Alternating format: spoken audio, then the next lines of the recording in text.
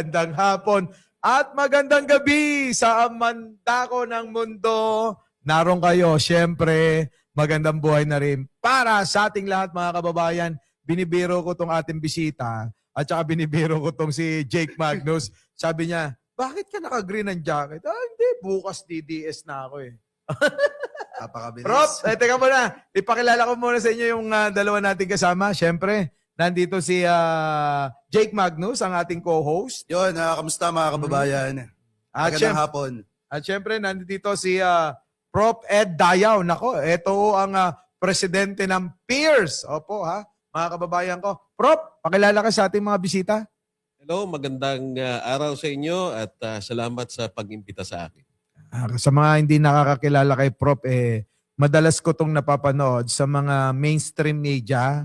Oo. At sa mainstream media, lagi siyang naiimbitahan at natatanong nga patungkol sa mga usaping pang-politika. Usaping pang-politika at lalong-lalo na dito sa usapin sa ating teritoryo na West Philippine Sea.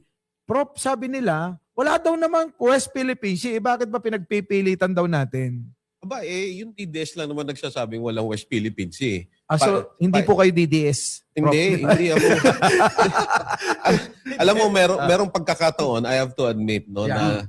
na naloko yata ako noon, dahil I was one of the appointees of the previous administration. But only because for the longest time, nagpupush tayo ng systemic change, no? So, tayo ang pinakabatang naging miyembro ng 2018 Consultative Committee to Review the 1987 Constitution.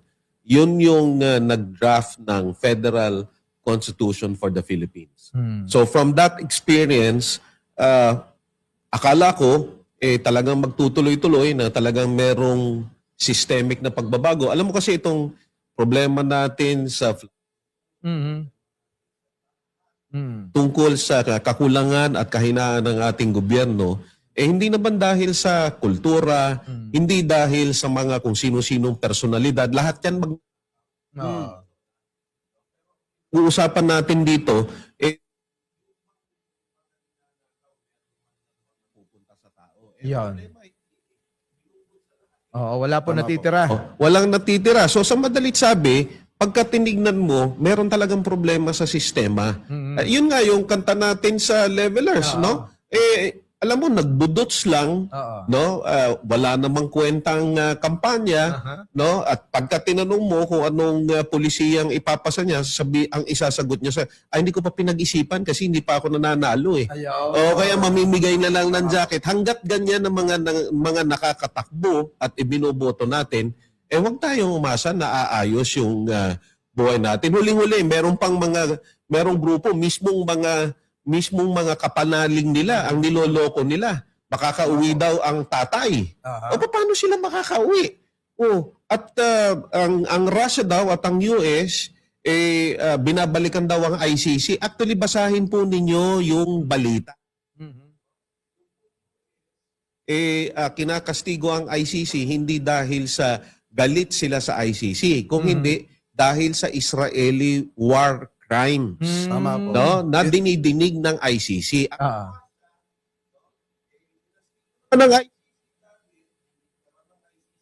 Si Putin Yon. ng war crimes. Wala hong kinalaman kay Tatay Digong yun. nga. Kaya huwag kayong magpapaloko. Mga kasama ninyo, mga pinaniniwalaan ninyo, pinaglululoko kayo. Pero tontuwa naman sila eh. Yun na nga eh. Kaya nga mula nung nakita ko yung ganyang lakaran nila, sabi ko mukhang hindi na tama. Lalo na nung na-discovery ko yung koneksyon ng China. Sa Sa kanila. Yan na nga. Oo. Kasi alam mo kung talagang hindi totoo yan, mga kaibigan. Bakit pagka tinatanong mo tungkol sa China at bakit pag pupunta ka sa lugar nila, talagang namamayagpag ang mga pogo, ang mga negosyo ng China. Kung talagang hindi totoo yan, bakit kitang-kita naman natin, no? Pag tinanong mo lang tungkol sa West Philippines, wala namang sasabihin nyo. At para nga sa kanila, hindi totoo yung West Philippine Sea. Hindi Yun kasi na nga. nila iniintindi o hindi nila maintindihan. ano Ganun lang daw naman yun eh. Panaginip lang daw natin yun eh. Oo. Yung West Philippine Sea po, parte ng South China Sea. Kaya po tinatawag na South China Sea yan, kasi yan na yung terminong ginamit nung unang panahon pa, no, nung hindi pa Apo. gaanong kilala ang bansang China. Middle Kingdom po kasi yung China. Ah. No, ibig sabihin, hindi nangingialam, kumbaga parang sarado ang Middle Kingdom sa buong mundo, no? At dahil doon sa pagkakataong 'yon, pumasok ang mga Western powers at binansagan yun na South China Sea. Yung kabuuan. Yung part na malapit sa atin, yun yung West Philippine Sea. Okay? So, yun, hindi imposible. Pagka tinignan mo nga, kahit nga ang Google Map, pinire-recognize yung West Philippine Sea. Tama po. Sabi daw po, Prof, wala daw ho sa Google Map eh. Kahit daw silipin, sabi daw nung isang senador. Ayun na nga, ito nga ang senador na pinag-uusapan natin. Hindi ko nga alam kung paano nanalo tong tao na ito. Muntik na ako madulas. Hindi ko maintindihan. Magbasa ho kasi kayo ng mga international conventions, no? At nang maintindihan ninyo kung anong animal itong West Philippine Sea. Kala ko yung senador. Oo, bago kayo magsabi ng alam mo yung mga senador nila kakaiba eh. Oo nga. Oo, kaya sorry na lang, iboto ninyo ng iboto para dumating yung panahon talagang mahihiya kayo maging Pilipino. Sa sinasabi ni Prof, parang naniniwala na ako doon sa sinabi nung si Associate Justice Carpio. Oo, sabi wala, mahinang level ng abogado yan. Tama. Di ba yung sinabi? No? Tama. Mahina daw na level na abogado, parang pinapatotohanan mo at sumisigunda ka doon sa sinabing gano'n ni Justice Carpio. No? Alam mo kung abogado ka, gagawa ka na rin lang ng kalokohan. No? Siguro aayusin mo na. Bakit mo idedeklara sa kung hindi ako nagkakamali, interview yun o ang tawag dito. Sarili nilang sinabi niya kung magkano yung Prof, sarili nilang platform Exactly. yun. Sinabi niya kung magkano ang tawag dito, donasyon sa kanya. No? Tapos Tama nung po. nag-file ng statements of expenses, hindi kasama yun. Biglang So saan napunta? Ayaw daw po magpakilala nga. Ay hindi nga. Paano ayaw? Alangan daw naman na susuwayin niya yun. Palagay ko mali na naman to ng ang tawag dito? Ng pagkakaunawa sa binabasang batas. Yung affidavit, yung nagse-certify, ano tawag doon? Notaryo. Notaryo. Baka mali na naman yung notaryo. So eto na nga po, Prof. Speaking of West Philippine Sea, ano po yung masasabi ninyo sa mga naganap na pag-water cannon ng mga Chinese Coast Guard doon po sa mga mangingisda natin at sa ating mga PCG, dyan po sa may Baho de Masinloc? Alam mo, sabi ng mga Chinese, hindi naman daw totoo. Sila daw yung hinaharas. No? Saan ka naman nakakita ng hinaharas? Parang mong binago yung kwento ni David and Goliath. No? Tama po. Na si Goliath ang binubuli kay David. No? Alam mo yun, ganyan yung mga kwento nila. Hindi ko nga alam kung saang script writing guild natutunan nitong mga tao na ito, itong Tsaka, kwento Prof, nila. Tsaka Prof, ang nakakapagtaka ngayon, alam naman natin yung nangyari doon sa mga kababayan natin mangingisda. Pero ang nakakapagtaka, yung pangalawang Pangulo ng Republika ng Pilipinas, nananatiling tahimik. Alam mo, pag sinabi mong vice presidente ka, sabi nga nila, you're a breath away from the presidency. Meaning, you should be prepared to take over anytime. Okay. Now, having said that, pagka tinanong ka, when it comes to foreign policy, you should be ready to answer anything. Aba, yung sasagutin mo na, trabaho ng foreign affairs yan. So, ibig mo sabihin, kapag ka-presidente ka na, pababayaan mo yung mga departamento na gumalaw nang wala ka man lang contribution sa Or trabaho basbas nila. man lang. Ikaw nga yung commander-in-chief. Tama po. So sa tama. madaling sabi, pagdating sa issue ng China, talagang wala silang sasabihin. Alam mo, hindi naman bago yan. Noong 2019, kung natatandaan mo, hindi ba't lumubog? Kung hindi ako nagkakamali, may tatlong bangka ng mangingisda ang lumubog. Correct. Anong sinabi ng puon nila? Dating Anong sabi? Pangulong Duterte. Disgrasya daw yan. It's an Aksidente. unfortunate accident. Ang masakit pa dito, may kadugtong yon. Sabi niya, wag daw tayong makialam. Oo nga. Kung hindi ka ba naman isa't kalahating ewan, Mm. paano hindi ka makikialam? Ikaw nga yung napalubog. Ikaw Oo nga nga. yung nasaktan. Kaya po, nga. Tama po. Ang TANGA. Oo, hindi Oo. tangal naman talaga yung matanda na yun Ay, Prof eh. nako. Prof, Sabi ganito, ko, no? Napansin ko kasi sa kanya, para bang talagang sarado na yung pong, yung pong kanyang utak sa, na hindi na talaga atin ang West Philippine Sea. Sabi nga niya tubig man lang yan. Pipimigay mo na marami naman tayong tubig dyan, di ba? At saka ibig- partner, ang masakit dyan, yung naging desisyon po ng arbitral Mm. nung June 12 ata or July 12, 2016. 2016 po, na Yeah. kung saan, sinasabi niya po, nakapirasong papel lang daw yun. Kapirasong papel lang. No, at at the end of the day, alam mo consistent sila, no? Kahit yung mga Opo. supporters nila ngayon.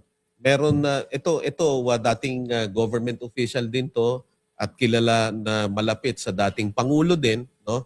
At regular na nagsusulat. Aba ang sinasabi niya matagal nang hindi atin yung West Philippines. Hindi, parang tinanggap mo na nga lang. Yan na nga. No? Wala na po tayong teritoryo. Oo, Kanila so, na yun. alam mo yun ang makasakit. Alam mo, okay na lang. Sabihin na lang natin na, okay, when it comes to foreign relations, Mhm. medyo talagang dehado tayo. No? Oo. Pero, ang hindi nila naiintindihan, hindi naman ito tungkol lamang sa alitan ng dalawang gobyerno. Alam mo, yung mga mangingisda natin mismo ang umaaray. Kaya nga Ay, mismong si Secretary tama. Teodoro nagsabi, bakit ganyan naman ang bansang China? Na sinasabi nila na kaibigan natin, ha? Yun ang Opo. talagang ini-insist nila. Yun ang Saan ka pinapakalat nakakita nila ng- publicly. Saan ka nakakita ng kaibigan na ang tawag dito? Binabastos ka na, sinasaktan ka pa. Aba, Tama po. anong klaseng kaibigan yan? Masokista yata itong mga Oo tao. nga. Parang gusto nila yung ganun eh. Ayun na nga. No, yung itatali ka. Hindi, ibahin na lang natin. Baka Prof yun. kasi, di ba? Prof, yan kasi nga usapin dyan sa West Philippine Sea, yan ay napagtagumpay na natin sa pamamagitan ng pakikipaglaban sa UNCLOS. Exactly. Tama, di ba? Tama. So ngayon, ang nangyari dyan, kitang-kita ko nung nasa isang press briefing si dating Presidente Duterte na papel man lang to. Punitin ko pa, tapong ko pa yan, di ba? Exactly. So talagang wala sa kanya na. Ako nasa aking naisip talagang wala na. Yung West Philippines, kalimutan na natin. Yun yung gusto niyang sabihin eh. Alam mo, yun ang, hindi ko na alam kung nakakalungkot lang yan o nakakainis. Alam mo bang bukod tangi din yung nakaraang gobyerno na nag-appoint ng isang foreign national, no? Cabinet level position, presidential advisor, Oo. si Michael Yang. Nako. Na nasasangkot po sa... Wag na yun, wag sabihin na natin na Opo, santo opo. ito. Pero kahit saang parte ka ng mundo pumunta, hindi pwedeng mag-appoint sa isang sensitibo at napakataas na posisyon sa Correct. gobyerno Oo. ang isang foreign national. Yun na Tama nga. No? So, kung talagang hindi makachina Oo. ang mga tao na ito, bakit hindi sila masyadong consistent kasi? Right? No? So, nag-appoint ng inchik. Tapos, kinatigan yung mga pogo. Tama. Tapos, pati yung Parmali, mga inchik din yan. Oo nga. Tapos, yung West Philippine Sea, halos ipamigay na lang. Oo. At huling-huli, at ito'y na-discover ko nung ako'y nasa gobyerno din. No? Alam mo, yung Malampaya, matagal nang dapat na may kasunod yan. No? Pero, bukod tangi na hindi yan itinuloy nung nakaraang gobyerno, yun ang isang bagay na kailangang malaman ng karamihan kung paano at bakit. Na hindi ko maintindihan bakit hindi naman, hindi ko alam kung hindi alam ng media o talagang hindi lang inilalabas. Oo. But at the end of the day, alam po ninyo, yung West Philippine Sea is not just an issue of international relations or foreign policy. It's precisely an issue of day-to-day lives of ordinary fisher folks. At marami alam mo, ang isa pang nakakalungkot dyan, sa foreign media pa lumabas yung feature nitong mga mangingisda natin. No? Dapat tingnan natin mabuti. Kaya nga, nung nabanggit mo sa akin, Mike, na kailangan pag-usapan natin to, sabi ko, kailangan talaga. Kasi hindi naman pinipick up ng mga ibang mamamahayag ito. Oo, ilan Tama. lang. Kung meron man, huling-huli na. Saka yun yung na mga nga. Yan. Oo, pili lang. Exactly. So, alam mo, lahat hindi ko pa pala nabanggit yung minahan. Right. Oh, Ako, aba, meron pa yan.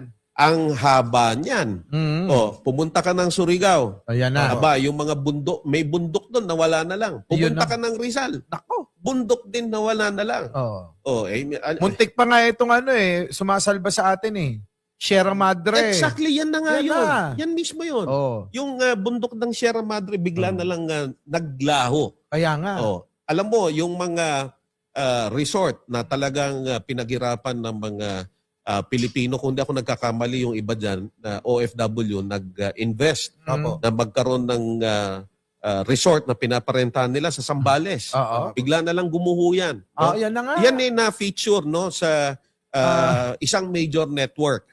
No? Kasi yung mga buhangin doon, Yan. kinakwari. Oo. O hindi pa din lumabas. Nitong huling-huli, no? Prof, si natala- Leila de Lima. Yan. Natalakay ko yan ng ilang beses. Itong ginagawa nilang pagkakwari. Ay, nako. And then, diba, Kasi Prof, meron pa yan sa may Mindoro. May nagkakwari din dyan. Nako. Naku. Halos lahat na. Ngayon, ang nangyayari, tama yung sinabi mo, na yung mga pangpang. Opo. Yung mga pangpang ng mga resort, na mga, ang nag-invest ay mga OFW, ayun, unti-unting gumuguho ng gumuguho. Yung iba ngayon, umabot na hanggang doon sa building Exactly. doon sa mga pinatayong mga gusali. Exactly.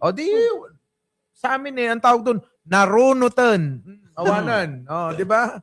Kasi Prof, mas lumala daw yung pagkalbo sa kagubatan nung panahon ng Duterte administration kasi napabayaan. Alam mo, tuloy-tuloy yan. Nito ngang pagkatapos lang nitong midterm election, mismong gobernador ng Misamis Oriental, pinapaimbestigahan Opo. ang minahan doon. At wala din naman ibang involved dyan kung hindi mga inchik din No? Tama po. Tama. So, alam mo, wala kang itulak kabigin dito, Mike. Sa totoo lang. Kaya nga Ano? At talagang namayagpag sila. At yun na nga, alam mo, binubuli na tayo, binabastos tayo, sinasaktan tayo, pero i-insist pa din na kaibigan natin sila. Kaya